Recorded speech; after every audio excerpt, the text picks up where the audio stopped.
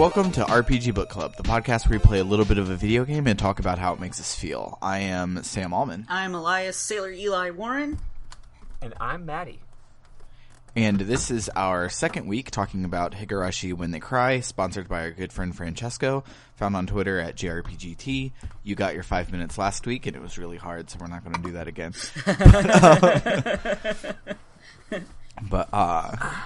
But yeah, you can find him on Twitter. You can find him on YouTube. He used to do a lot more Let's Plays. Now he just does occasional reviews and stuff. But you should go and subscribe and demand more content because he's definitely not busy at his new programming job. No, definitely not. Not at all. But before we get started, I want to share something interesting I found out about Higurashi while I was trying to get it ready to edit and send to Bernard. So, the music that we're listening to in the Steam version is actually the third soundtrack to this game. There was the OG soundtrack from 2002, which was all open source music. And then, one of the people, played it, one of his friends, and was like, "This is so good, but Jesus Christ, man, you can't keep using this music." And so Ryukishi, is saying the age-old game dev is hard, why don't you fucking do it? Was like, and the person was like, okay, and then wrote an entire soundtrack for the whole fucking game. And so that was the main soundtrack for a long time. And then, I guess this would be the fourth. So then when Manga Gamer licensed it, they put in new music. But then in April of last year, for some reason, they just replaced all the music, and most people don't like this new music, so it's not on YouTube anywhere. So the music that you actually heard last week is way better than the stuff that you can hear out of the box when you download it. The mod that we're using has an optional checkbox to restore the music, and I'm probably going to do that for episode 2. But Gotcha. It just was weird that I was like, oh, let me go and find this music. And I'm like, Higurashi soundtrack. And I'm like, none of these are the songs. What are you people talking about? You know, that's really funny because last week or 2 weeks ago, I was bitching about the music being dumb. But since then, I've, slightly come around on it. I like a number of the tracks for what they are, even if they are kind of dopey. But one track I freaking love, and it's a shame that you apparently won't be able to put it into the episode. Yeah. The track that just whenever something super fucking freaky is happening, and it's just like extremely quiet ambient noise. Mm-hmm. Not ambient. I mean, it's like a harsh, upsetting noise, but it's very quiet. Yeah. You know what I'm talking about? Like the during the live scene, this song plays. Yeah. It's a fucking great track. It's creepy as hell, and this episode around. There will be super, super long... Let's just say that song, it's a lot of playtime. Yes. But anyway, if you could put it in, that'd be cool. But if you can't find it, then I don't blame you. Yeah. So let's listen to some music, ? And then we'll get started. Just play Snow Halation.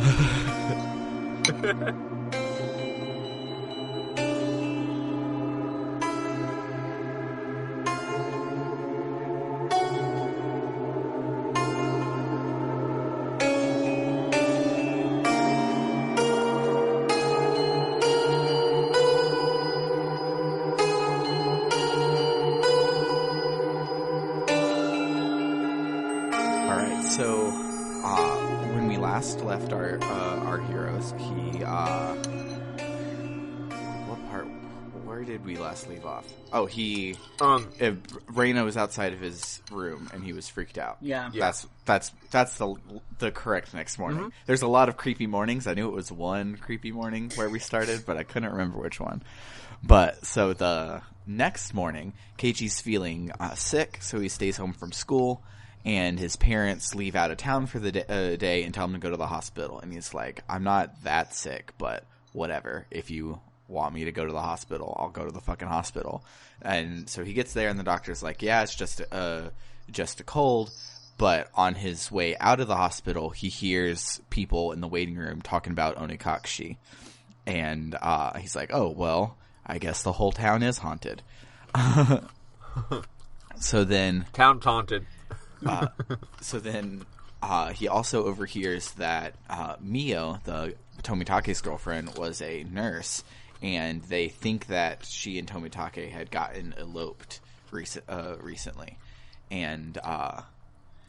and there's a stupid scene where I can't remember the exact wording because I didn't write it down. It just popped in my head. One of the like old wives that are talking or whatever is like, well, I wish they would have just done something official, and the other person's like, elopement is official. Yeah. Like, that's the point, is you run away to do something official instead of just living in sin or whatever. It was really, really cute. Good Southern Protestant terminology there. Yes.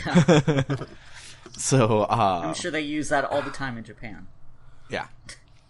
So on the way home, Big Tasty shows up and he stops Keiichi and is like, "Hey, why don't you come into town and we can go out to eat together, aka let's go talk about shit where there's not people trying to kill us." Yeah. And so they so in the car he's like, yeah, the police hit a snag in our investigation and they can't find a cause of death, but they know that he was beaten before death, so they're still looking for the perpetrator.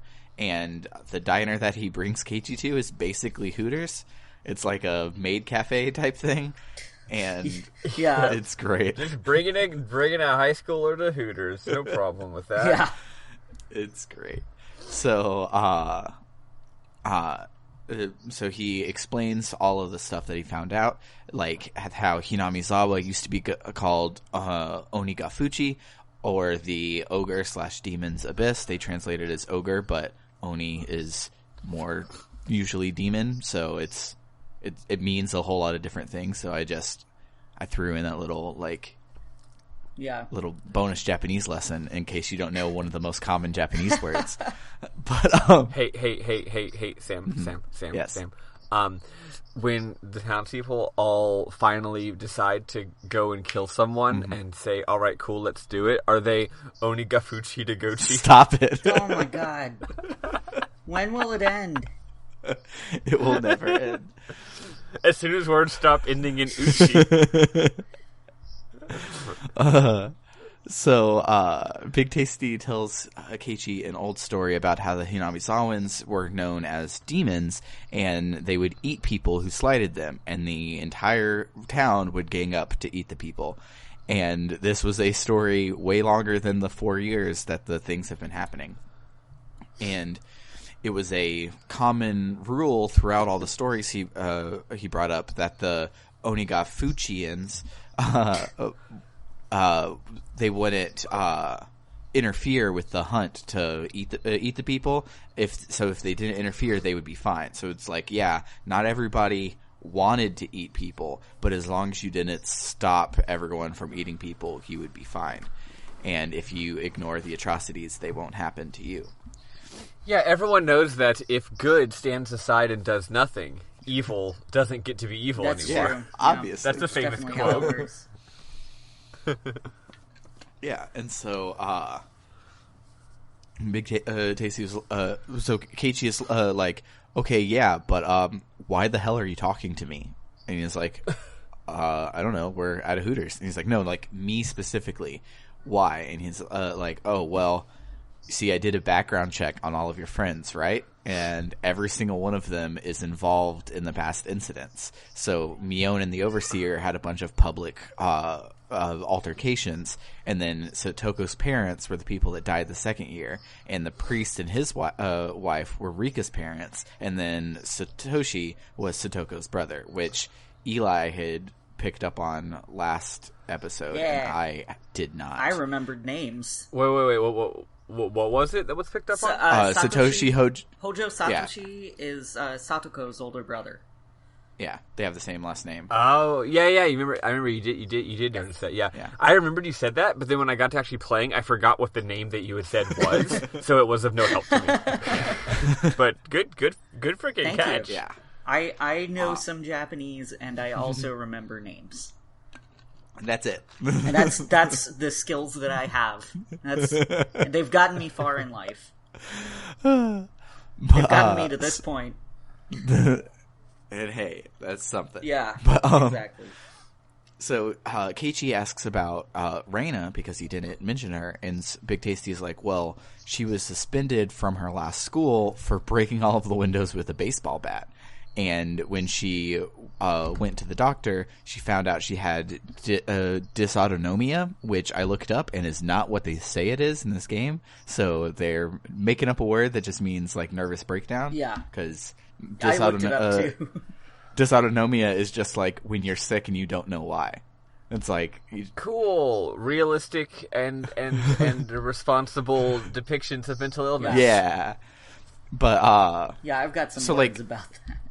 So like yeah. Dysautonomia has at times been used to refer to like a nervous breakdown, because like that can be one of the causes of a random sickness, like if it's like stress induced or something. So like I can see most of my illnesses. Yeah, so I don't get real sick, I just get stressed. So like I can see how they ended up here with like a basic wiki search, but since 2002 mental health has become like a real big thing, and so there's probably an actual name for what was going on. But yeah, we actually know things now. Yeah. So That's true.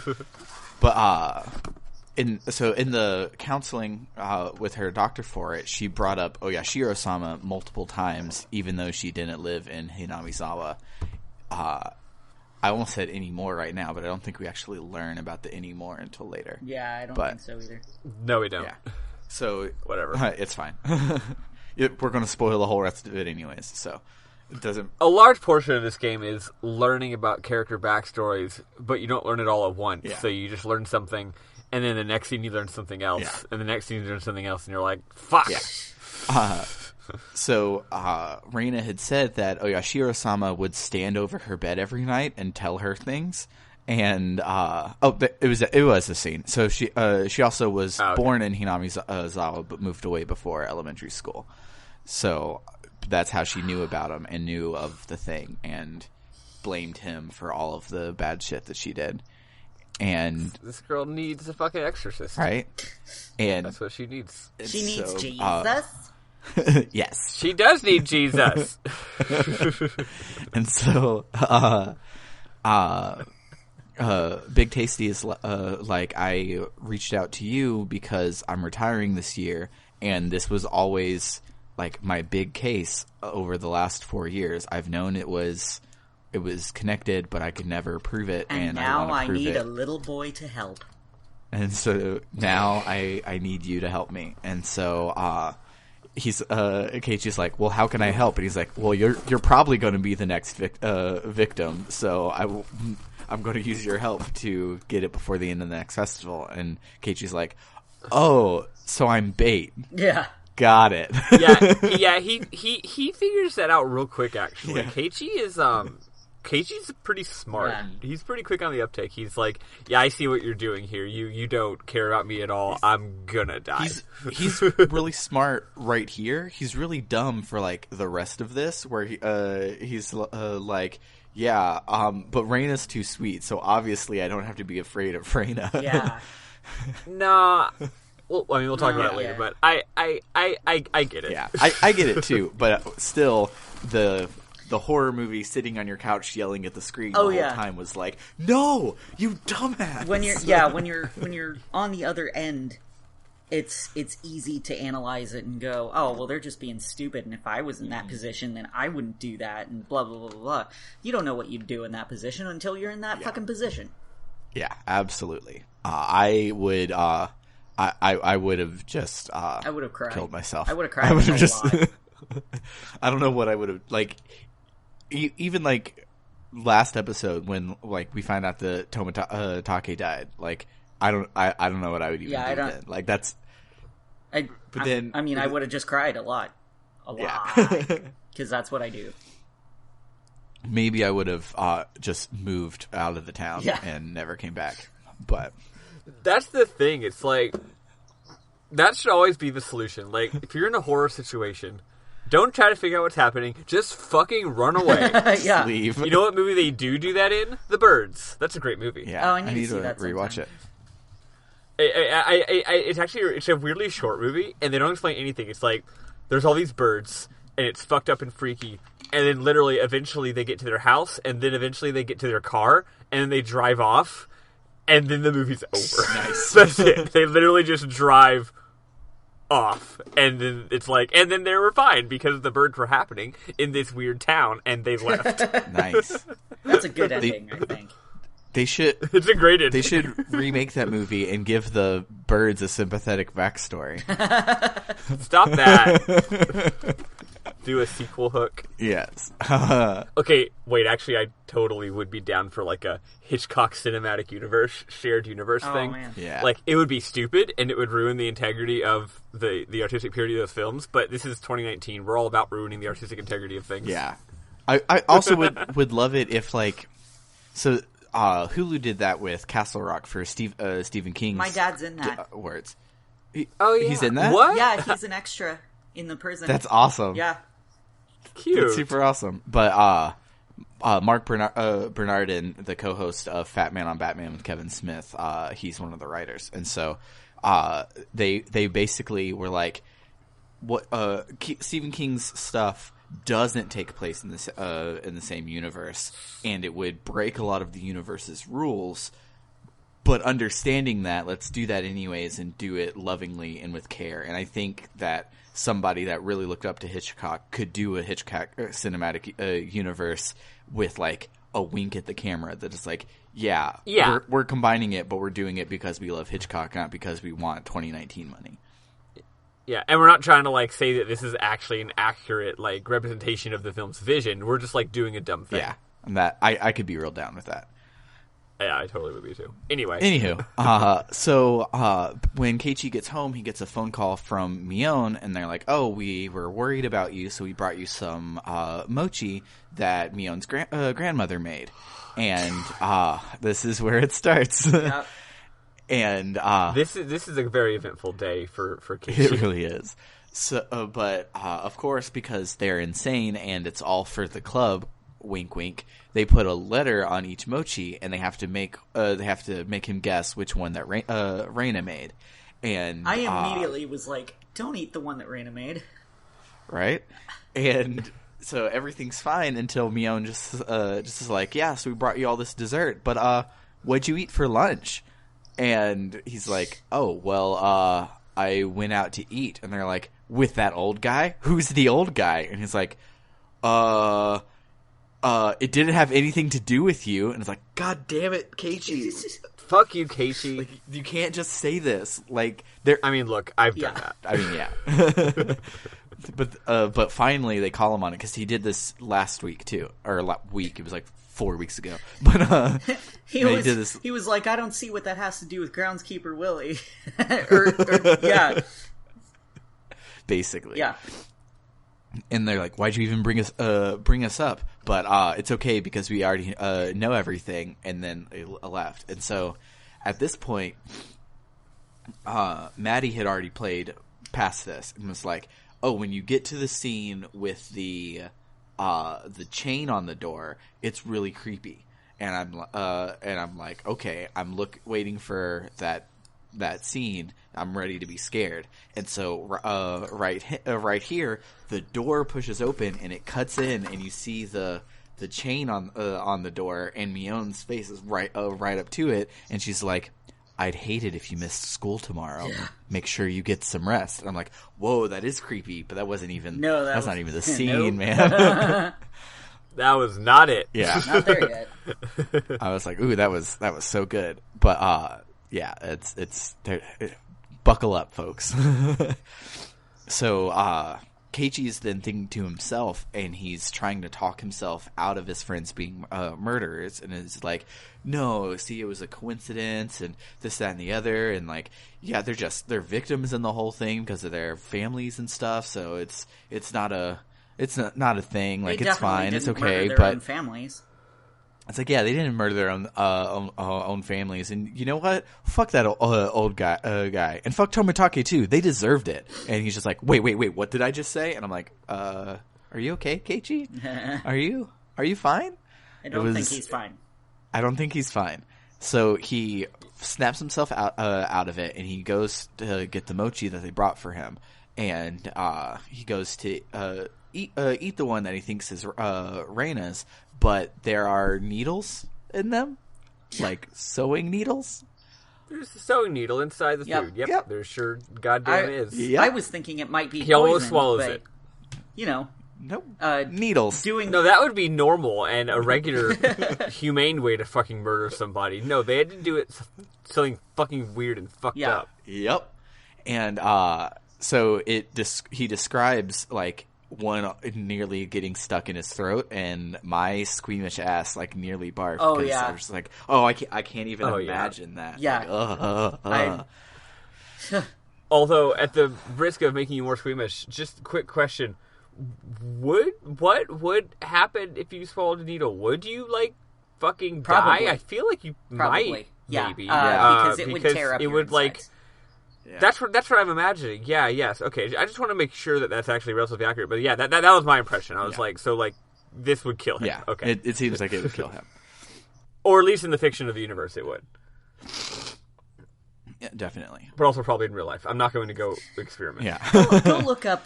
Turns out bodies can die real easy. Yeah. Go look up on like WebMD swallowing needles and see what comes up. Swallow a needle. Yeah. I won't do it.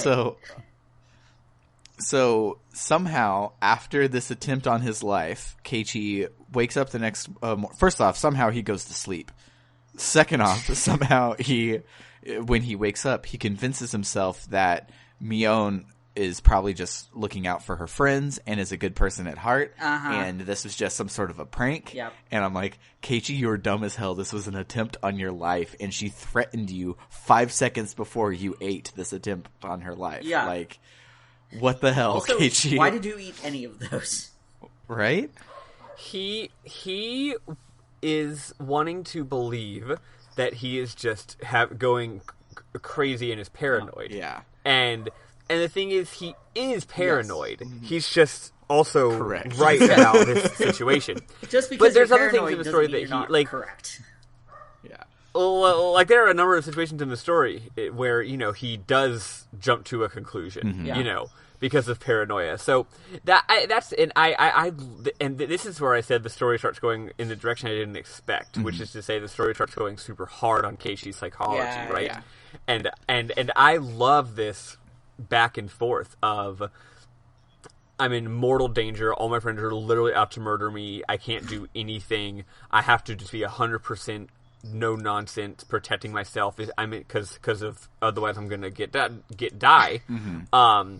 And then the other half, which is I'm just a complete fucking idiot who is overly paranoid, and I'm misunderstanding something simple, and I'm being an asshole to my friends, and I of course you're right. Like with something as obvious as a literal needle in the mochi, it's not like the story itself is being vague about this, but I get it. Yeah. So, Reina walks him to school again the next morning, and he's like every time she brings up something that's happened in the last couple of days, he just like deflects, and he's just like, "No, I'm just going to ignore it. It's going to all go away if we don't talk about it. Everything's okay." And then she's like, "So, how about those mochis? Did you eat all of them?" And he goes on this long hypothetical, like he just doesn't answer her, and then we get a like flashback inside of his brain for a long time, and he's thinking about back when Reina broke all the windows at the school, and he keeps trying to talk himself out of suspecting her, and it's this big whole long thing, and in the end he's just like, I don't suspect her. After all, and even though he goes through and he like visualizes, and we get a CG of Reina smashing the windows and cackling maniacally, he's just like, nah, that ain't real. and so he's just like, I couldn't finish them all. And she's like, well, Mion's going to be upset at you. And so they eventually continue on towards school. So when they're there, Satoko gets him with an eraser full of chalk, and he doesn't even care. He just like walks. He just walks to his seat, just like, whatever. It's just a fucking eraser. And so then Mion asks about the mochi, and he's like, "Oh, I didn't finish." And she's like, "Well, I gotta think about your punishment." And so while she's thinking, it goes back inside Keiichi's head, and he's thinking about how all of his friends are involved, and should I say that my friends are murderers, or it's just a curse? And then while he's fighting with himself, accidentally says out loud to the whole class, "Cut it out, Keiichi. Don't you realize they're trying to kill you?" Yeah. Whoops. Oops. And he's like, Oops. I don't think anybody heard, but like the room got quiet and the music stopped, so everybody obviously heard you, Keiichi. Yep. And so Record scratch. Yeah. Freeze frame. yeah. And so he does it again in a second. But so he doesn't think that anybody heard. So, but the day ends and they get ready for club. And Keiichi even mentions, he's like, "I don't feel like we were here all day." And I'm just like, it's like 12:30, and Chie was just like, "Oh, he's on to us. Let's just end class so that we can get this party started." And so that he gets ready for club, and Keiichi's like dragging his feet, not wanting to do it, and the girls are like hurt that he's not jumping at the chance to like play games. And he almost talks himself back into accepting everything as normal and sitting down with them. Then he literally slaps himself out of it. He slaps himself across the fucking face, and it's just like snap out of it. "These are your murderers." So he's like, "I can't do club today," and he just leaves and goes home. Yeah. And his parents are having some boring conversation when he gets home for dinner, so he has a chance to just think through everything.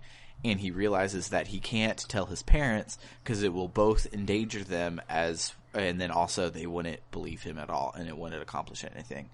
So he realizes that Big Tasty is the only person that he can trust, and even then, Big Tasty is basically just using him as bait. So he's kind of up a shit creek right now. Yep. And Keiichi then thinks that he should have protection, so he's going to take the baseball bat from the school and say he's... So he goes to Planned Parenthood? Yeah. So he's going to take the baseball bat from the rec shed at school and say that he's practicing his swing because he wants to get into baseball, and just keep it on him at all times for protection. And as well, he's going to write a letter for everything that he finds out about his friends and leave it for Big Tasty to avenge his death if he has to, just in case he can't talk to Big Tasty in person again. So he writes the letter and tapes it to the back of the clock in his room and tells his parents, "So I really like the clock in my room, so if I ever die for some reason, can you put the clock in the coffin with me?" And they're like, "Wait, what the fuck? Like, what's wrong with our son?" This scene is quite funny. And he's, like, trying his very best to, like, play it off like it's no big deal. And he thinks that's gonna work. Like, he thinks that he can play off, "I'm going to die before with his parents," without his parents thinking it's weird. And it's like, come on, man. It's so funny. In my notes, I wrote, "Puberty is weird." Yeah. Yeah, but that's the thing. On one hand, it's very concerning and alarming. On the other hand, obviously I've never been a parent, especially not a parent of a teen, but I can imagine them just being like, yeah, like, well, our kid's weird. like if you were a parent and your kid had that conversation, like, you wouldn't call a psychiatrist. You'd probably just be like, well, okay, cool.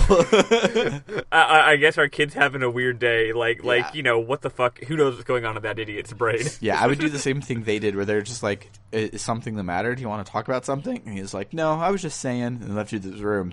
I would just turn to Summer and shrug. Just like, "Oh, yeah, fucking weird ass kid." Yeah. Honey, our son's turning into a god. Yeah. He's really into death. He's made his metamorphosis into a beautiful goth butterfly. Yes. So, Keiichi decides to leave for school before Reina shows up the next morning, so that he can walk by himself. And so while he's walking, everyone is asking where Reina is, because this is the first time that he's gone to school without her. But he doesn't lie to a single person, and he basically tells every person what's going on. So obviously the town's all in on it, and they just tell each other because out of nowhere a van hurtles towards him to try and knock him off the fucking road, and he dives out of the way, but it hits him in the fucking shoulder and sends him sprawling into a rice paddy. So shut your damn mouth, Keiichi Maebara. Just stop fucking talking. I think he's like, I have to act outwardly like everything is completely fine, and that way I don't like arouse suspicion or something like that. But he instead is just making them all tweet at each other to coordinate a fucking attack on his life again. They all have a group DM going on. Yeah. They're sharing Keiichi memes in the WhatsApp. No, this was back in the 80s, so they did the thing where they had a group DM spiral notebook that you would pass between all your friends. Did you guys ever have that? No, I don't think I ever had such a thing. Wow. I get the idea, though. That's very cute. Yeah, and so that was like an offline chat room that we all had, and we would just pass it around like every class. And you never have period. to worry about the whole thing where one person's typing and then you see someone else typing, so you stop, and then they see you typing and then they stop. Exactly. I hate that so much. And when someone's typing forever and ever and ever, and I'm just like, come on, I just want to say something, but I don't want to interrupt and then it comes out, and they're just saying ha ha, but like they just like, and you're like, no, I know you were fucking saying something, asshole. What were you saying? Don't delete that shit. Or it comes out and it's a fucking wall of text, and now I have to sit here and read this when I had something to say, and now I don't get to say it. Yeah. So or you can just not. You can say TLDR. So we've started our Discord D&D like a couple of days ago, and so like to make because we have a Discord bot that lets me do a lot of like DM sort of stuff. Oh yeah. And so to get that stuff ready, I like type out in advance because it's a lot of like a string of bot commands, and so they'll be role playing, and I'll just be setting up like the shell of what I need to say. But then they see that the DM's typing, so let us stop role playing because something's about to happen. And I'm like, no, I was going to respond to you in character. To do that, I have to do a lot of shit. Just fucking role play. Yeah, it's okay. Keep going. You're fine. Yeah. I wish I could turn off when I was typing. Why don't you just type in a notepad and then copy it over? Yeah, I made a side chat with just me and the robots to do that. Oh, okay. To make it easier. That works. But anywho, so Keiichi gets to school and it's looking around trying to find a weapon, but the shed for the gym is all locked up. So he looks around his classroom and he finds a locker that's unlocked, and inside has the metal bat from the shed. And he's like, "That's weird that it's in here, but I'll take it. And if anybody comes to ask and be like, where's my bat?" Be like, "Oh, I'm sorry, I was borrowing it." Totally cool to steal from people as long as I say I'm sorry and give it back. So he goes outside to practice his swing, and the girls see him, and he's like, "Yeah, I'm going to try out for regionals." And they're like, "Okay, you do you, I guess." And so they go inside, and then after school, he skips club practice again. But when he's on his way home, he can tell that he's being followed. Like, somebody's trying to match footsteps with him, but they're not quite good at it. So he can kind of hear the footsteps. So he, like, yells out and is just like, "I know you're there!" Which never works, because if I'm stalking somebody, I'm not going to be like, "Okay." Yo, if you're there, you have to tell me. Right? It's in the Constitution.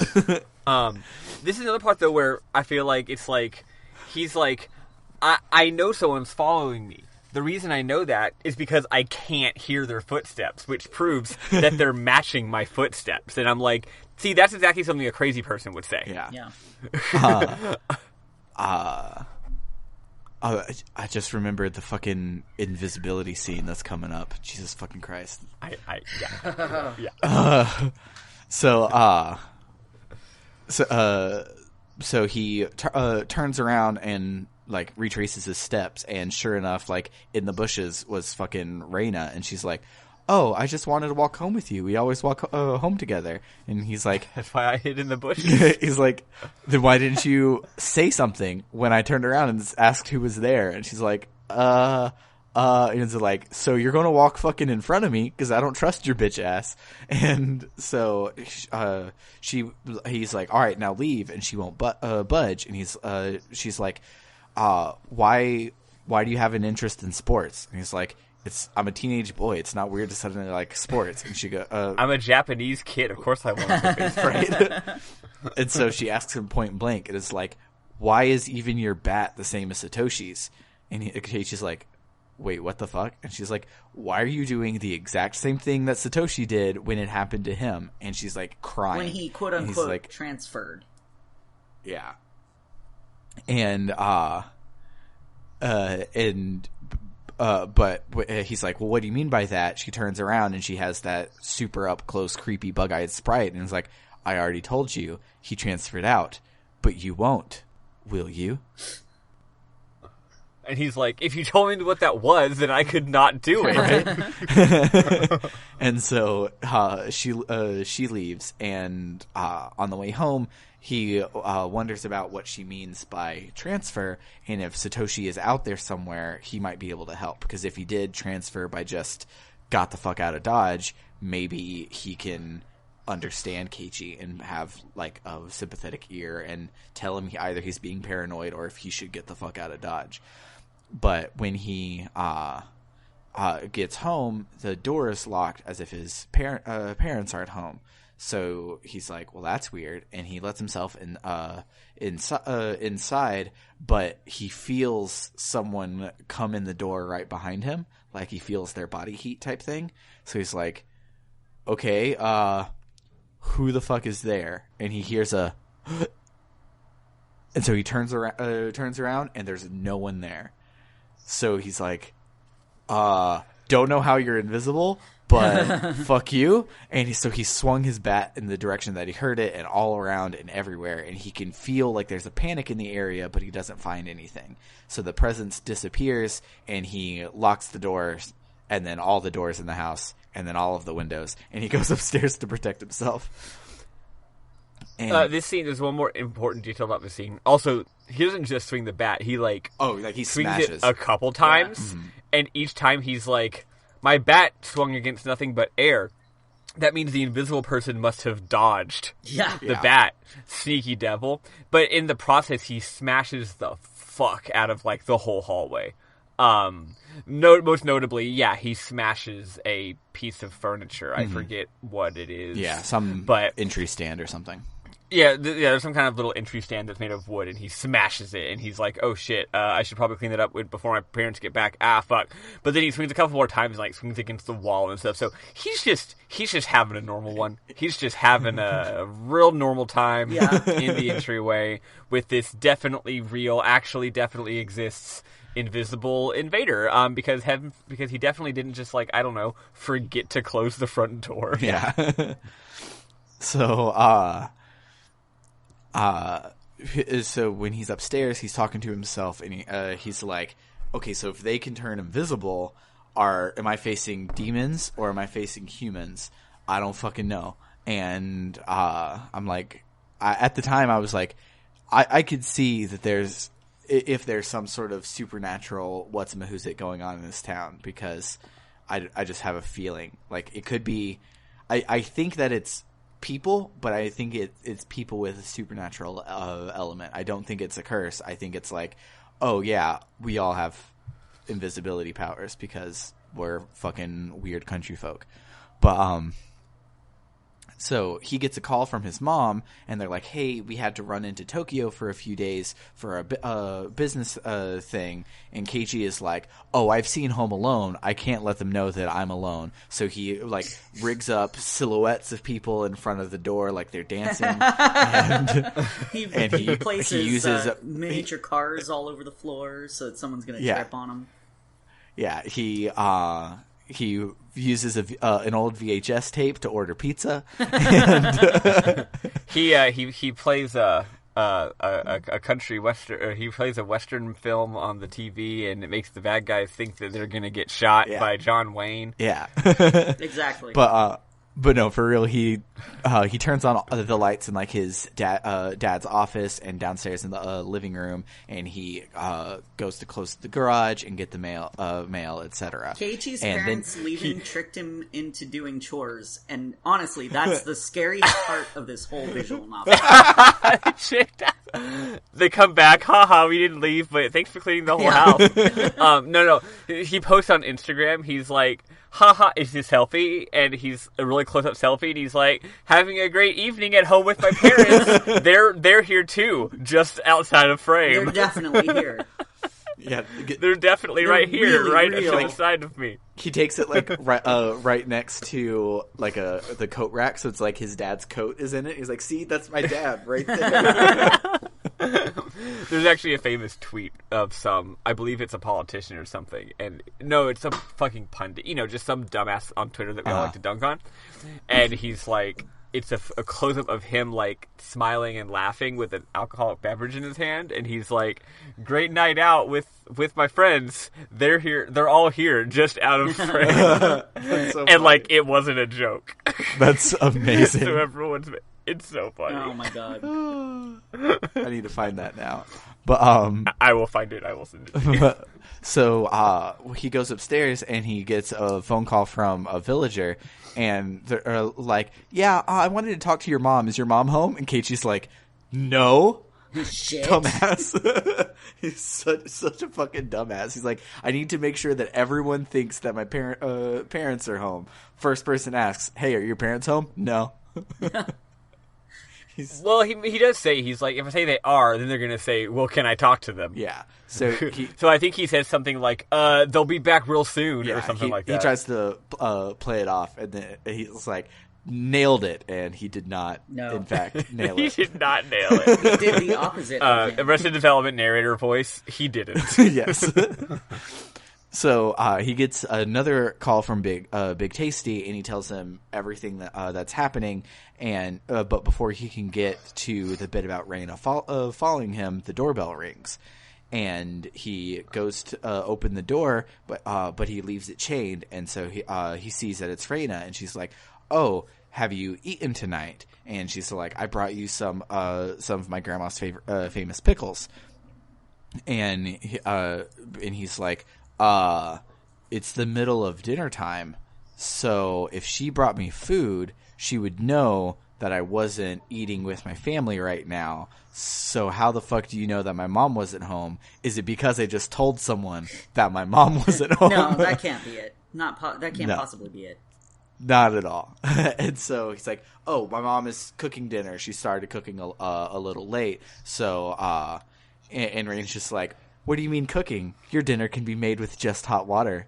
He's like, Wait, what? What do you mean cup ramen? No, my mom's like really inside. She's really cooking, I promise. And she's like acting like she's confused because she knows his parents aren't there, but she's not telling him she knows his parents aren't there. Yeah. But she's acting the way you would act if you knew someone's parents weren't there. She's acting like what he's saying is confusing instead of acting like what she knows is true, which is that he is lying. Yeah. Which is really creepy. Yeah. Like, instead of calling him out saying you're lying, she's like, I don't get it. Yeah. And it's good. And so and so he keeps like toeing the party line. It's like, "No, I'm telling you, my mom is cooking, yada yada. And she's just like, "Yeah, but like, why would your mom be here? Like, that doesn't make any sense, blah, blah, blah, blah, blah." And so then she just stops and is like, "Why?" And he's like, "What do you mean why?" And she goes, "Why have you been lying to me? That was another lie, wasn't it?" And he goes, "No, it's not." And then we get another, "Uso da yo!" Which is so good. Her fucking, that voice clip is like, I love it. It's so good. But, and, sorry. She not only did she know that he was making cup ramen for dinner, she knew the flavor that he was eating and where he bought them because she was following him the whole time. She says that the presence you feel right behind you is me, it's always been me. It's me, Austin. So open up and we can eat dinner together. Kana. And just like when she goes crazy, this is one thing I noticed. So like normal Reina draws out her words, but crazy creepy Reina repeats the last word of her sentence all the time. She's regular Reina does that too. Yeah, she does. She's been doing that since the first fucking line of the game. Okay, I just don't remember it, and it's like played for fucking creeps in these parts. It's like highlighted. Oh, it is played for creeps. I agree with you there. Yeah, and so I didn't. No, that's just like her quirk. Yeah, I didn't notice it before. I've noticed all the when she would go how and the kai and all of those sorts of things, but I didn't notice the repeating sentences. So he's like, he backs up a little bit, and then the door starts to shake, and he notices that she has her fingers through the fucking crack trying to take off the chain so she can come in. And Keiichi's like, just fucking leave. And she's like, not even responsive. She's just trying to like come in. So he slams the door where her fingers are still in it. And he keeps pushing and pushing and pushing and pushing. And she's now like so much. And now, I know. And now she's like not creepy mode anymore. She's just like, I'm sorry. Sorry. Like I can't. Like this hurts. Like open the door. Let my fingers out. And he's just like, no, I can't fucking trust you. I'm going to just keep pushing and pushing. And so she manages to pull them out. And her I'm sorry has turned into Gomenasai, just over and over nonstop. And he's just like, oh, fuck that shit. And he just runs upstairs because she's just still there at the crack. Yeah. Just also, I feel like it should be noted this scene goes on for fucking... Yeah. Her fingers are in that goddamn door for like 10 minutes. Yeah. It's like... It's excruciating. And she keeps hollering louder and louder, and then he just does not let up, and he just keeps like pulling even harder on her fingers. I'm just like, fucking hell. All the while, Big Tasty's still on the phone upstairs. Yeah. And this whole time he was on the phone, and then he was like, hold on, Big Tasty, you gotta go downstairs for a second. Yeah. And so when he gets upstairs, Big Tasty was like, oh, you were only gone for a few seconds. No big deal. And Keiichi's like, wait, what the fuck time Twilight Zone shenanigans just happened? Which, of course, because he thinks he's paranoid, he then starts to like try and rationalize, trying to rationalize it, and is like, oh well, obviously this whole big thing couldn't have happened because I was only gone for a couple of seconds. There's obviously something okay, but then it starts raining, and Keiichi had the window propped open to get some air because, as we learned last week, there's no air conditioner in 1983. So he's like, oh, well, I don't want the rain to get in, so let me go and close the window. So he goes to close it, and in the rain, down below his window, staring up at him is Reina, and he's like, is she chewing on something? And then he looks closer, and he reads her lips, and she's not chewing on something. She's still going, gomenasai, gomenasai, gomenasai, gomenasai. It's fucking creepy. It's good. And so Keiichi then is like, I will not forgive you. I will not forgive you. I will not forgive you. And Big Tasty on the phone is like, wait, what the fuck? Yeah. And then I got caught up because the game is real good, as you can tell by what I had just said. I forgot to take notes right when it happened. Did I miss anything before it cuts to the next day? Did Big Tasty say anything else on the phone? I don't think so. I'm pretty sure they resumed their phone conversation, but anything that he would have said at this point we'll probably cover again later, so you're probably fine. Okay, cool. It should be noted that we were going to record last week, and I'm not criticizing or anything, it's fine that we had to wait a week, but not only were we going to record last week, but I actually was extra diligent and had finished it almost at the beginning of that week. Yeah. So, I thought we were going to record the week before even. I had just misread our own schedule. So I played this shit like 3 weeks ago. Yeah. It's been a hot and that was due to my own over diligence for once, also because it's really good and I couldn't stop playing it instead of playing Lost Odyssey, even though we were recording Lost Odyssey and we weren't recording Higurashi. It happens. So the next day Keiichi has stayed up all night, and he's been watching the window to make sure that Reina didn't come up through the window to get him. And so when the day breaks, he looks down and Reina's gone. So he decides to go to school and find hard evidence so that he can pass along to Big Tasty instead of just hearsay and talking about the crazy shit his friends do. So when he gets to school, he's practicing a swing again, and he hears Reina say that, like, Satoko's like, oh, what happened to your fingers? And Reina's just like, oh, I hurt them in the kitchen. And so Mion breaks off from the group to come and talk to him, and he just gives her the cold shoulder. But this time she's not leaving. She's just standing there, and she's like, when did you even get into baseball? And he goes, yesterday. Which is just a great fucking response. And he's like, I don't think she'll attack me right here in the open, but I'm not taking any chances. So he like makes a worse bat swing to make it an even wider berth where she can't come up to him.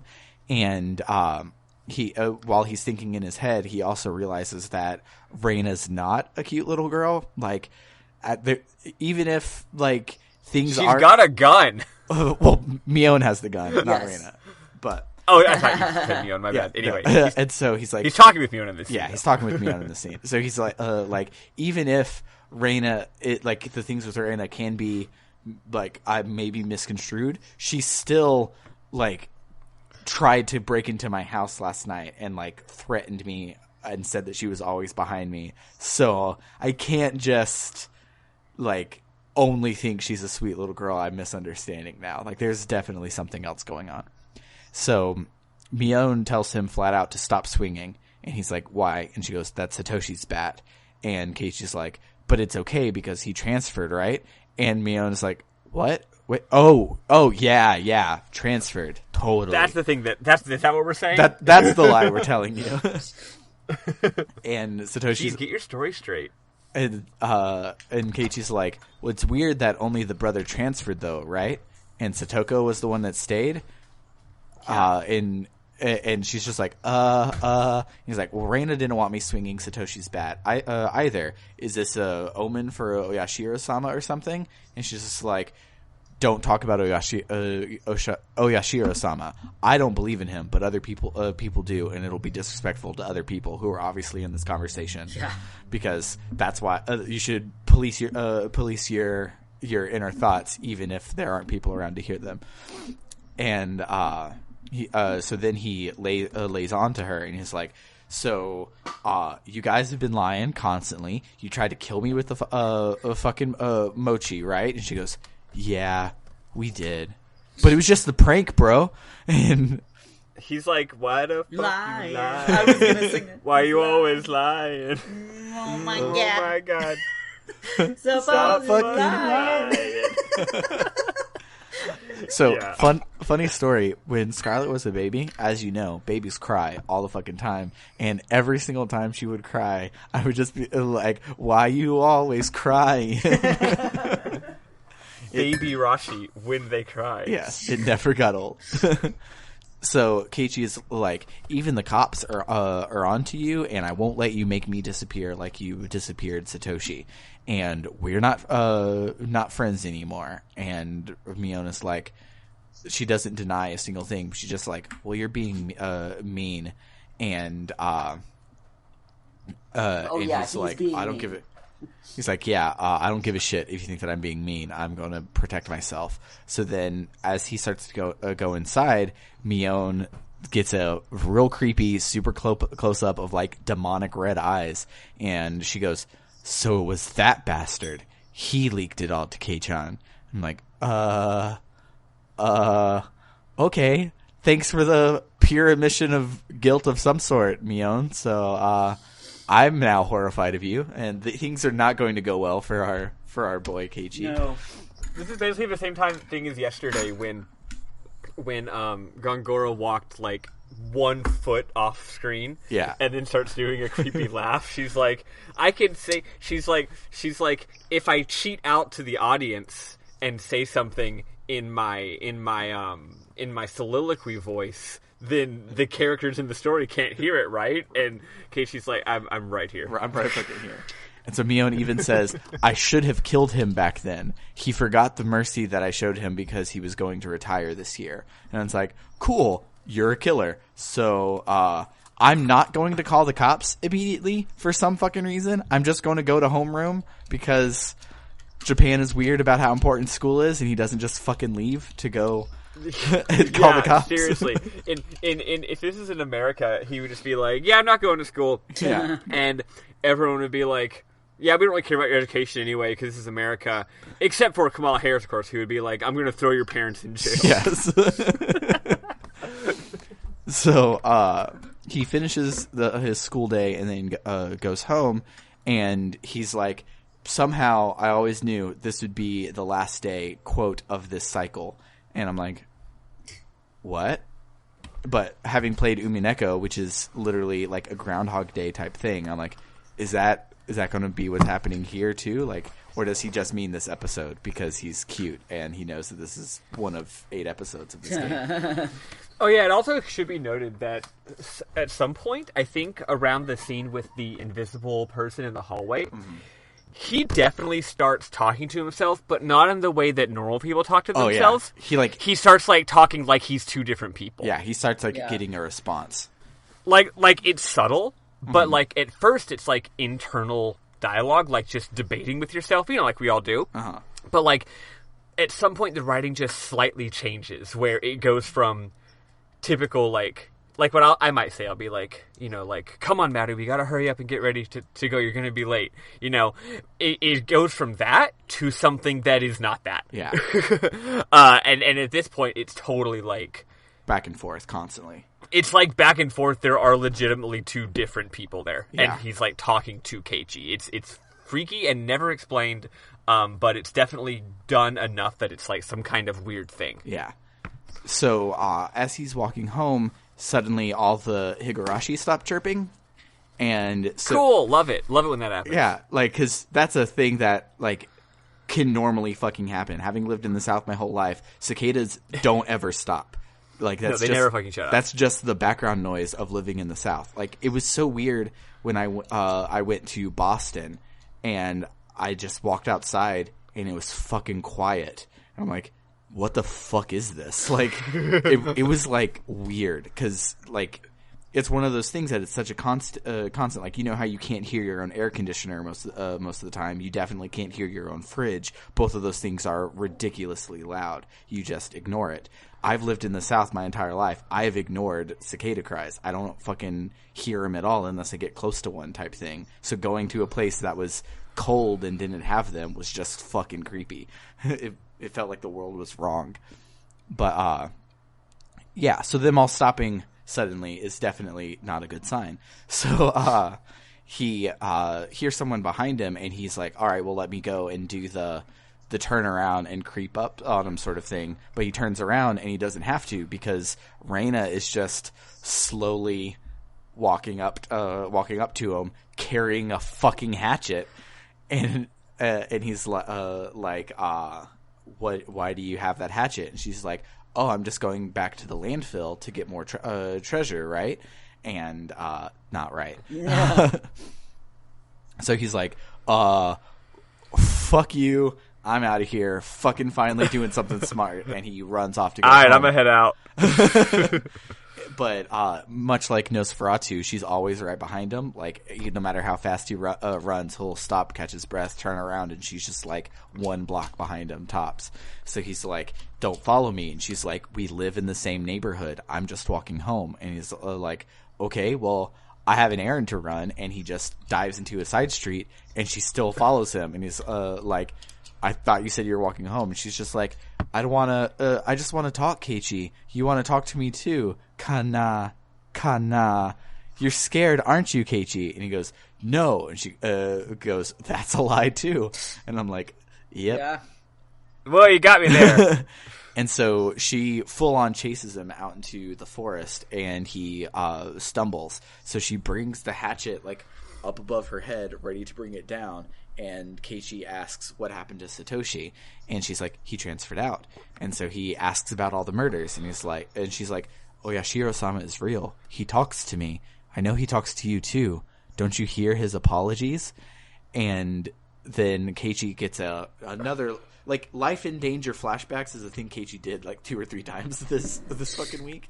And so he gets this huge flashback where he remembers part of the combo with Big Tasty from before, and Reina didn't just break the windows. She was attacked with she attacked 3 boys with the baseball bat.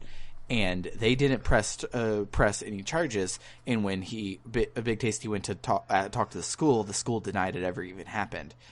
And so during therapy, when she started talking about Oyashiro-sama and how he curses you if you turn your back to the village by leaving or being an enemy of the village. So it cuts back to the present, and Keiichi remembers Reina's a 14-year-old girl, and he just kicks her in the legs, pushes her out of the way, and runs for it. So he ends up at the dam site where he sees some adults, and he's like, oh, awesome, I'm in public now. Reina can't hurt me in public. I'm safe. So then they see him, and they're just I haven't seen Hot Fuzz. Yeah, So I've never seen Hot Fuzz before. And so this will all go just fine. Yeah. So, of course, they see him, and they're just like, get him! They start fucking chasing after him. And so they keep gaining on him, so he stops and swings the bat at them and knocks one of them over, but then they get back up and beat the ever-living shit out of him so much that he passes out.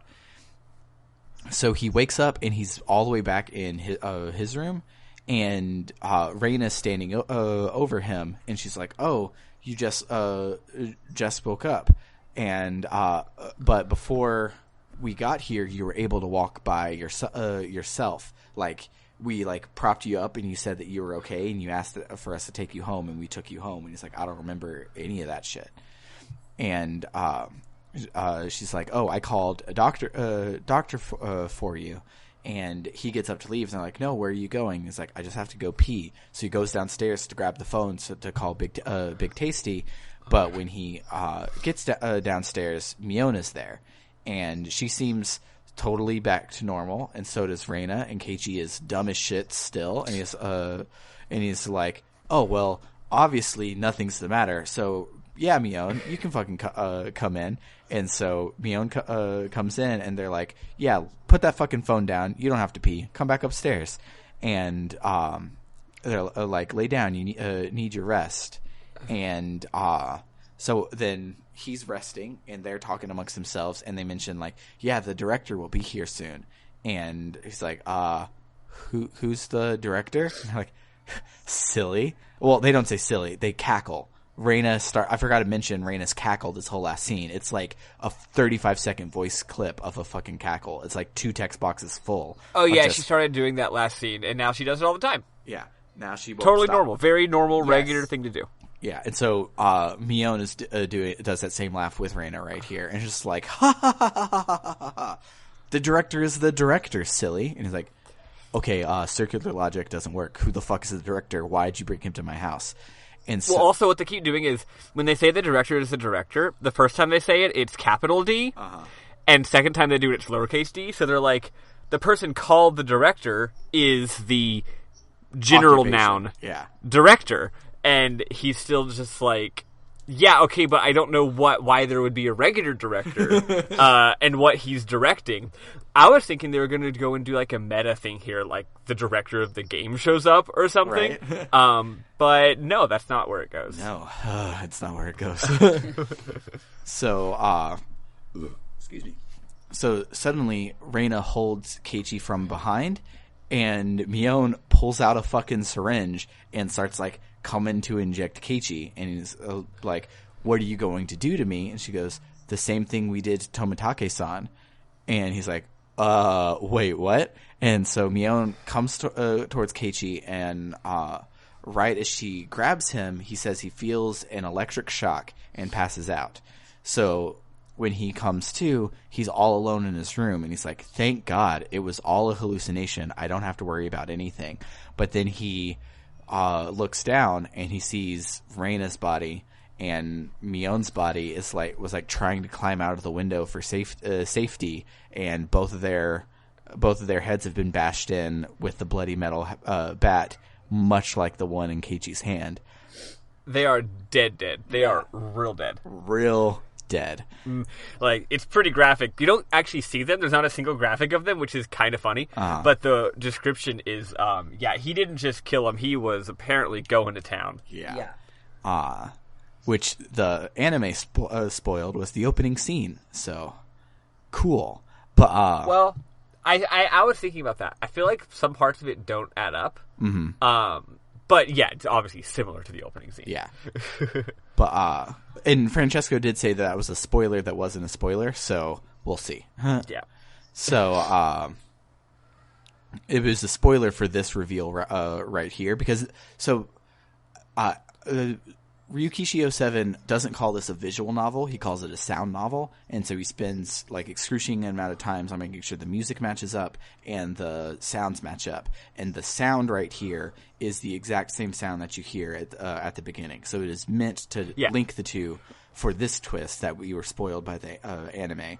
But apparently this twist is a pre-twist that gets twisted later somehow. Yeah. When I say it doesn't add up, all I mean is like it's obviously the same theme, but what I mean is the dialogue from the beginning that was said might not be what actually was said here. You know, I feel like if you copy pasted what happened at the beginning to here, it might not actually add up, and I think that's probably important. Oh, absolutely on purpose. Yeah, I just want to bring that up that it's not just like and then that happened. You know what I mean? So he hears voices outside, and he looks, and there's like a bunch of people there, like 5 or 6 people, all just standing outside of his door, menacingly. And one of them, they're here to kill the beast. One of them is wearing a doctor's coat, but he mentions like all of them kind of feel like Yakuza, like they're all about to like beat the shit out of him, and don't feel like a doctor whatsoever. And then he also. What the weird.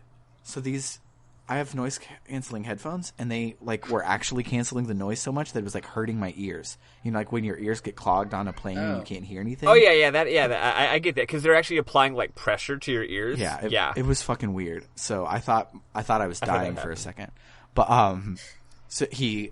Well, I'm glad you're okay and not dying. We're all dying. So he. Sam. I mean, just some faster than others. Speak for yourself. But, so he sees the white van parked outside, which is the one that ran him off of the fucking road. So he's like, okay, these people are here to kill me. They obviously realized that the girls weren't able to kill me. These are the people that they had called to come and kill me. So I'm going to fucking get the fuck out of Dodge. So he, is getting ready to leave. Then he remembers the note and awkward conversation he had with his parents about his clock. So he adds to it, Reina and Mion did it. There are 5 adults working together. One of them is called the director. It might be the foreman from the construction site, somehow alive. Tomitake was killed with a drug, just like this syringe. And he taped the syringe to the back of the clock too, hung it back up, and he left out the back door. But, of course, they had people watching every exit, so they see him leaving, and they chase him, and he runs into the woods. And he doesn't ever look back, because if he does, he's sure that he'll be caught, and so he just keeps running. Then it cuts to black, and we get a brand new narrator at the police station. This is the only real time we've gotten a narrator change. There was one part where we had an omniscient voice that was voiced by some female voice actor way back at the Watanagashi. But this is the only real time we've had a new narrator. But it turns out we're Big Tasty now, and he gets a call from Keiichi, who's calling from a payphone, and Keiichi's like, Yashiro-sama is real, and he's following me, and he's right behind me, and I don't want to turn around. And Big Tasty is like, please turn around. Tell me who it is that's attacking you. And Keiichi's like, I can't fucking do it. I can't turn around. And then Big Tasty hears Keiichi claw out his own throat over the line, and it's graphic. Yeah. And it's gross. And I wanted the cops get there 4 minutes later because he called the cops, but they're too late. And yeah. So then we see a newspaper clipping about the incident, and it's all framed like a murder that Keiichi did all himself. They're like, oh, Keiichi went off the rails and killed these girls. and then he went and clawed out his own throat to try and trick the cops to thinking that it was related to the last murder in town, but obviously he was just trying to get away with it. And so the cops did eventually find the note, but the lines about the foreman being alive were cut off, and the line about the syringe was cut off, and the syringe was missing. But there was a bunch of tape because he used a bunch of Scotch tape to keep it there. A lot of the tape was still there, so they could tell something was missing, but they didn't know what. So the case remains unresolved to this day. The end. I just wanted to say, Keiichi couldn't have seen Hot Fuzz because it didn't come out until 5 years after this game was made. That too. But also, this game took place in 1983. Yes. Yeah. And if only they had made Hot Fuzz in 1982. I know. Then this whole thing could have been avoided. Yeah. Or, any other stories that are the same plot, like that movie, that short story, The Lottery. Yes. So let's listen to one more song from Higurashi, and then we'll talk about the epilogue and the tips and our favorite moments and all of that stuff, and wrap this bad boy up.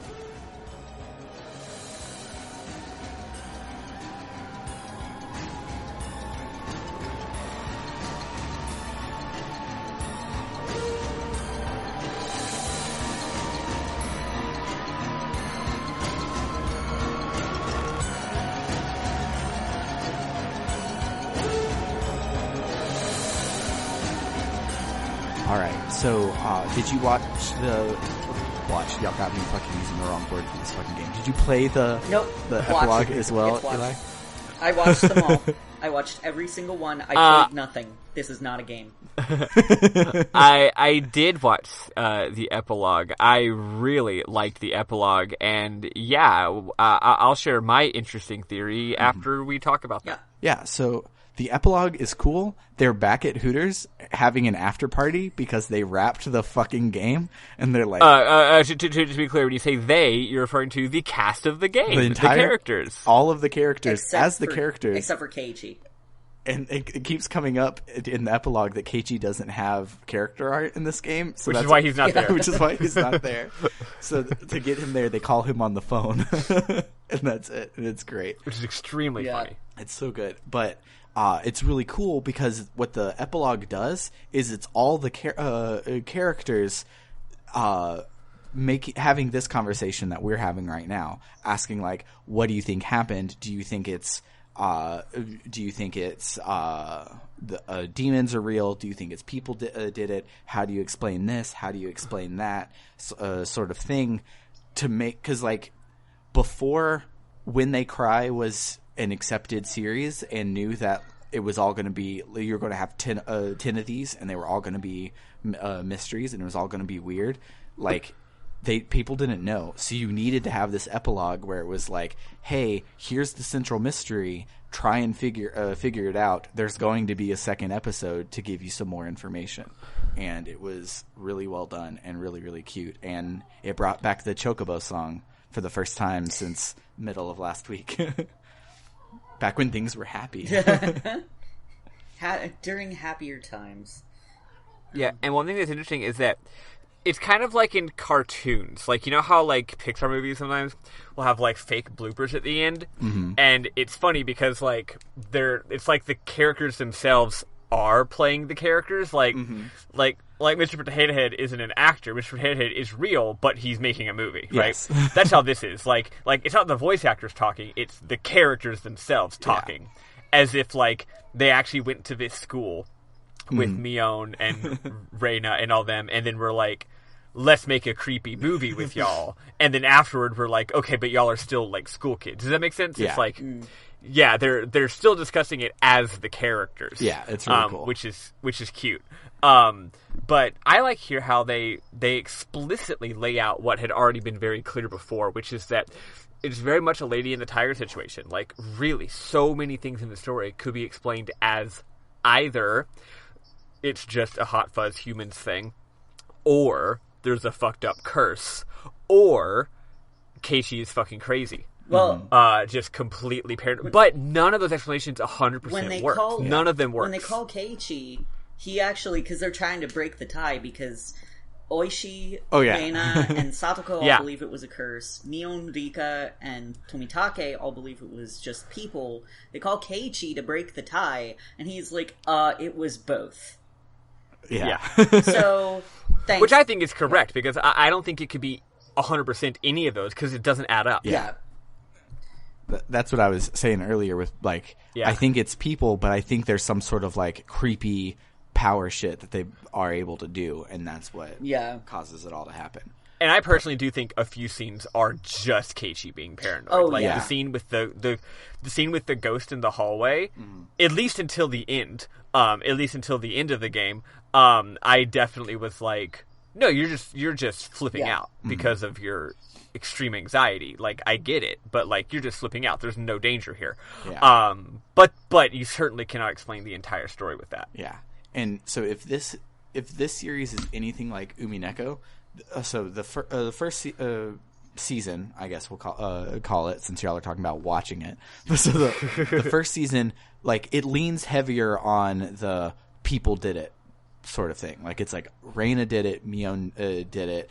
Very rarely, like, when it talks about the curse, it's always from Big Tasty, who the I think it's funny. Big Tasty, the character, doesn't think it's a curse. Big Tasty, the actor in the thing, is like, oh, it's definitely a curse. I was just saying my lines. Yeah. That's really funny. But so every time we hear about the curse, it's from him, who doesn't believe it, and so it, like, sets us up to be on the side of humans did it. Episode 2 will probably be all demon all the time, just completely screwing up the works, because that's how Umineko did it as well, where the second one was just like, the thing we force fed you, well, good luck fucking believing that anymore, which is really cool.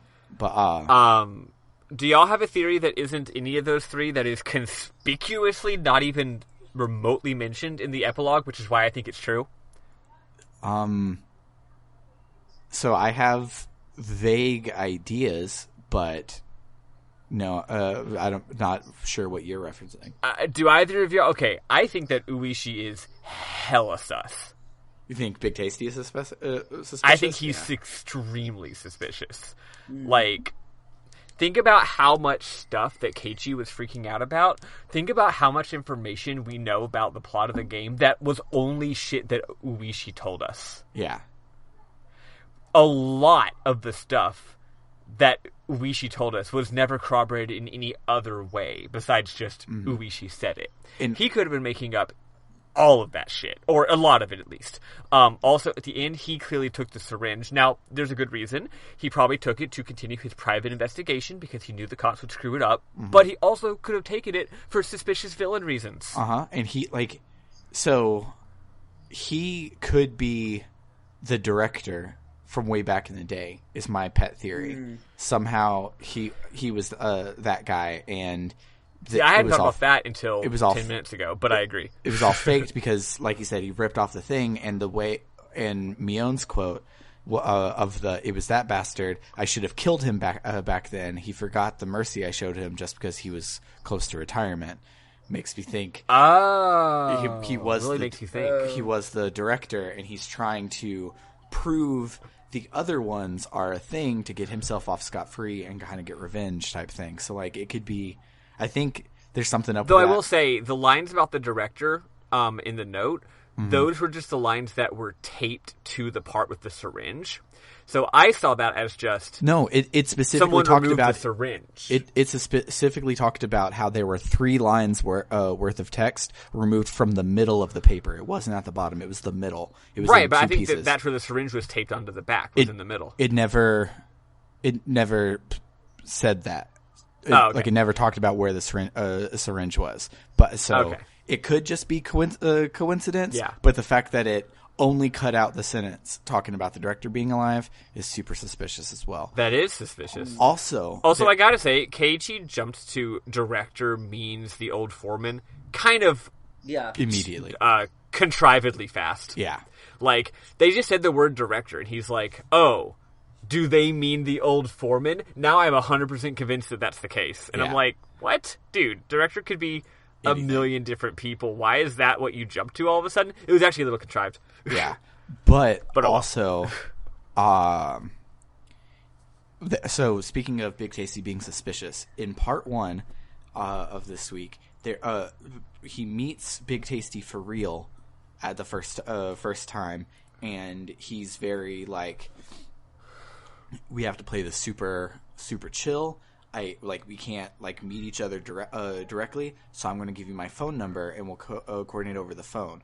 And then the first time when Big Tasty calls him, Big Tasty's like, I gave you the wrong number. Oh, here's yeah. a new number. That's right. It could be an imposter the entire time. It's an imposter the entire time. Fuck! It's Invasion of the Body Snatchers shit. Yeah. And so Francesco's a little asshole. And he said he wasn't spoiling anything, but the way he was talking about it was definitely a spoiler. And I didn't want to bring this up until now. It's okay because we're done. Because we're done. But so because I was talking about the beginning, and I was like, yeah, with Keiichi like being killed or whatever, and he was like, "Are you sure that's Keiichi?" And which implies was a slight spoiler for no, Keiichi was the attacker. But then I also was like, why does Mion have a gun? And he goes, I don't know. Are you sure that's even Mion? Which then, when he was like, this isn't the Reina that I know, and he says that with such conviction and not just like in denial, makes me think, yeah, there's Invasion of the Body Snatchers type shit, and he's not talking to Big Tasty, and this isn't Reina, and this isn't Mion, and some crazy shit is going to happen. But it does seem to switch back and forth like mid-scene, so yeah. I still see it as being like demonic possession. It's too bad I'll never find out because I'm not watching any more of these. You can finish the anime. That's true. I might actually do that. I definitely am playing the rest of them, not right now because they're too fucking long, but I have to. They're good. I did finish the Onikakushi arc of the anime. The pacing is real fast compared to the game. Yeah. Oh, I can imagine. It takes like 5 episodes to get through Onikakushi. Yeah, they put all 8 episodes take place over like 24 episodes of the anime, which is real fast. Yeah. But so I feel like I'd be missing out on some stuff, but at the same time, I don't have that kind of time to sit down and watch visual novels. Yeah. Maybe I could work it into my dinner routine, like watch it while I'm eating dinner for like the next year. Yeah. Something. Instead of just scrolling Twitter and being upset like a dipshit. Yeah. But yeah, it's real good. Having finished this story in the visual novel and read a bunch of Umineko as the manga, I also, Eli, that's another way you could do it. I don't know if you have a lot of manga time, but manga time that isn't Sailor Moon, that is. But the library here in Austin, at least, has all of Higurashi and Umineko. Oh, okay. But thank goodness for libraries. Support your local libraries. Support your local library. I think I heard somewhere that I actually cannot get a Leander library card. Because while I technically live in Leander, I am not within the municipal something border bullshit because I'm closer to Liberty Hill, and I couldn't vote in the mayoral election because of this. Weird. Yeah. But so voting in the election, don't get me wrong, that's bullshit. But on the other hand, I get it because they got to be strict about that kind of stuff, or they don't have to, but they are. But library, I don't know. Maybe you could just just show them where you live, and then just do sort of like a, come on, man, kind of face. I know, you know what I mean? The Austin library, if you want, because there's one right here by my house, which is real close to where you work, Eli. They have a thing where you can just buy a library card. So instead of getting one for free from your taxes, you just pay $10 a year or whatever the fuck it is, and you just get a library card that you can then use in that city. Oh, that's cute. Yeah. Unfortunate though, because I would like to be able to just get a free library card. I mean, yeah, but that's what taxes are for. Yeah. But yeah, it's but what's cool about the manga is each episode is drawn by a different artist, so you get it feels like a Western comic book in that regard, where you get to see how's how's Todd McFarlane going to draw Spider-Man versus how's Tim Sale going to draw Spider-Man? And you get, is Mion going to have a gun or not have a gun? Right? Who knows? She gets a gun in the anime, and do they not bring it up at all in the anime, Eli? Sorry, the gun? Yeah. Do they bring up the gun at all? No. Nobody says a goddamn thing about it. She just fucking has a gun. It's just a weird, long-running joke. Maybe it's like a pretend gun, you know? It's just part of her fashion. Yeah. And if she goes into someone's mind world, then the fake gun becomes a real gun. Yeah. Oh, one more thing I feel like I should mention, actually. So Keiichi, you know, definitely dies at the end of this episode. Yep. Extremely dies. Or does he? Yeah. The whole epilogue gives a weird impression. Like, Keiichi is... Like, I was thinking, like, Keiichi's dead. The next episode will be about something else, right? But Keiichi's, like... The whole epilogue is framed like Keiichi's the main character of the series. And he's got to read the script for the next part. Yeah, he's like, I gotta read the script for the next one. And the characters are like, wow, I wonder what's gonna happen to Keiichi in the next episode. And I'm like, one being of them, dead? Continuing to be dead? What? One of them mentions that the episode is going to give more backstory and start before the other one. Yeah, I feel like it'll be like, maybe it'll be like the 1800s or something, and then like Keiichi's there, you know what I mean? And maybe it's like a reincarnation thing. Who fucking knows? I don't That's know. what I'm guessing. I'm guessing it being like a significant flashback. So, this might be it, because this is how it is in Umineko. But like I mentioned earlier, Umineko is a Groundhog Day where it's the same thing happening over and over again, but it's always happening different. But the mystery you're trying to figure out is not how it happened. It's who did it and why, and the ancillary questions. And so maybe if we go back, we'll follow Keiichi, and Keiichi will die again at the end. Or maybe Keiichi will survive, but Reina will die, and we'll have to figure out all of the shit that's happening there. And so maybe that's what it'll do. That's what the feeling I was getting by being a cheater and watching the sequel first.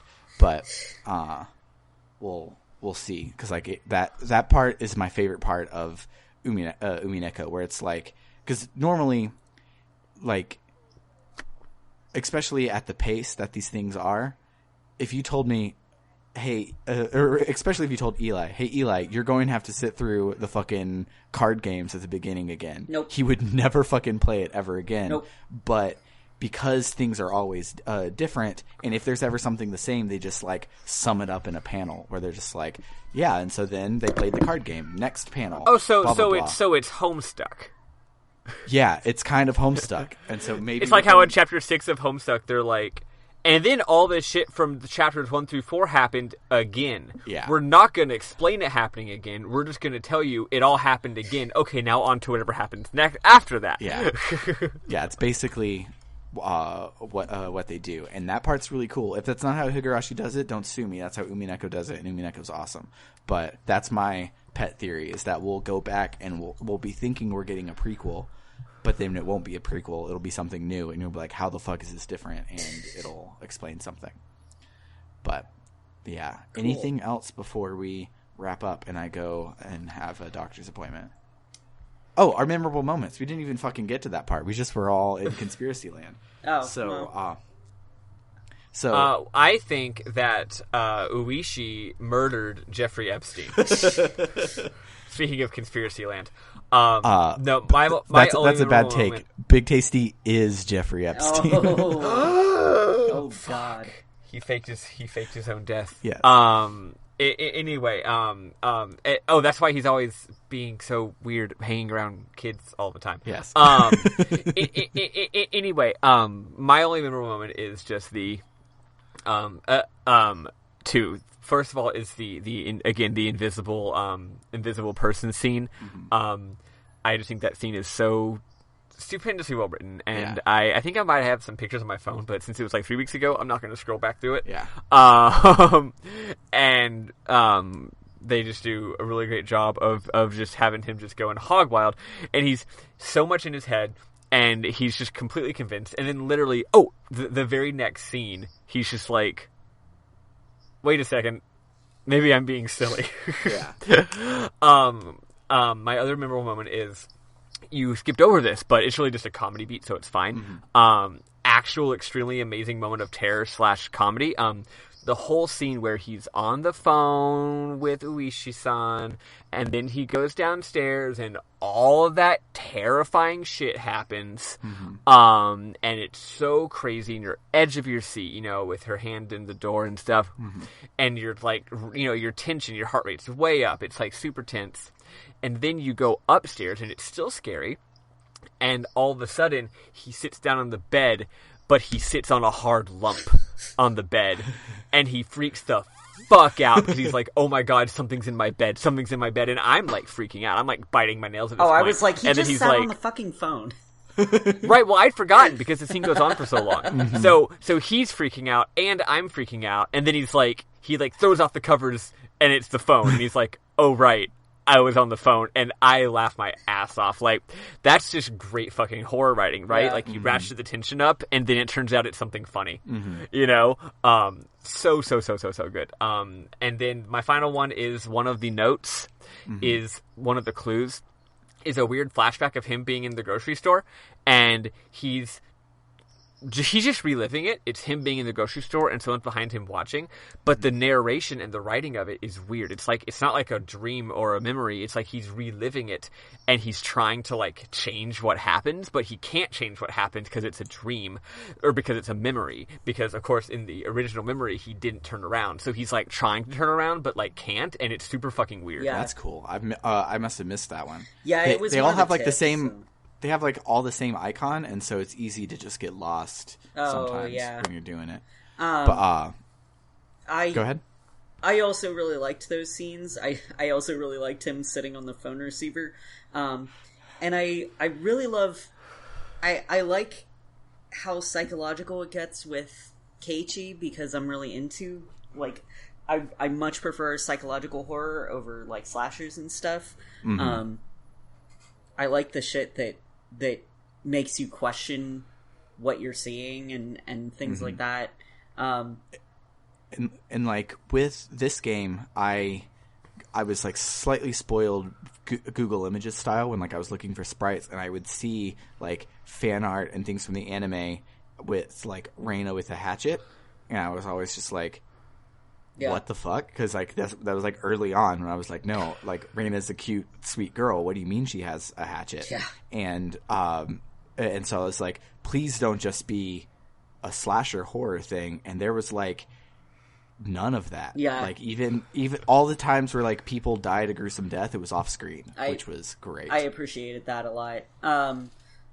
And I just like Rena being super creepy. Her. Like, that's another thing that I like in horror, is just straight up creepy shit, and she is very, very creepy. And Mion gets creepy too, but it doesn't feel like she gets that way to the extent that Rena does. Yeah, no, Reina or Mion, the conversation in the schoolyard with Mion is weird because it's so frank. Yeah, it's just like a victim and a killer just like chatting it up and being very blunt about what's going on, and there's not that creepy factor. It's like, which is also terrifying, but in definitely a totally different way. It's Rena's like, Keiichi, did you eat the mochi? And meanwhile, Mion's just like, yeah, we're gonna fucking kill you, bitch. I've got a gun. All right, so I need to get dressed and leave. So my only remaining memorable moment that we haven't touched on was, I don't remember who says it. I think it's Keiichi. It might be Big Tasty, but they just say, stuffing rice down your gullet in between sipping long sips of miso soup. Oh, how great it is to be Japanese. That was Keiichi. It's so good. It was when Rena brought the food, and he was thinking about how delicious it would be compared to the cup ramen. Yeah. But I got to Geo out the Dio, so that'll do it for the week. If you want to be like Francesco and sponsor an episode, you can do so at ko-fi.com/rpgbookclub. Otherwise, come and hang out with us at www.rpgbook.club. As always, for RPG Book Club, I have been Sam Allman. I'm Elias Sailor Eli Warren. I'm Maddie. Love you, bye. Toodaloo, bitches.